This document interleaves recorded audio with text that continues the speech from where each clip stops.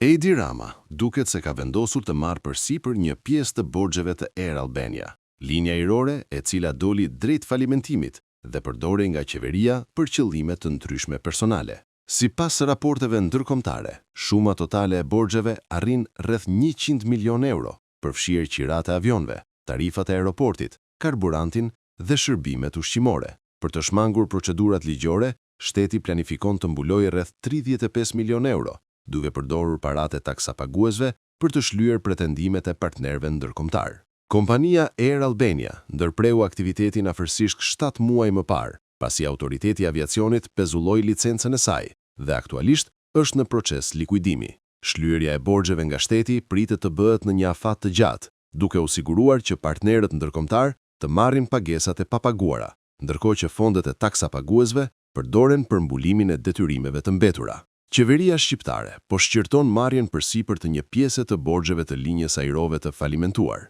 Kjo rrjedh nga detyrimet të papaguara prej afërsisht 100 milion eurosh, duke përfshirë pagesat për qirat, tarifat e aeroportit, karburantin dhe shërbimin e ushqimit, sipas raportimeve të mediave lokale. Për të shmangur procedurat ligjore, shteti mund të marrë përsipër rreth 35 milion euro. Këto fonde do të përdoren posaçërisht për të zgjidhur pretendimet kundër Air Albania nga partnerët e saj ndërkombëtar. Shlyerja ndaj shtetit është planifikuar për një afat të gjatë, shkruajnë mediat e huaja.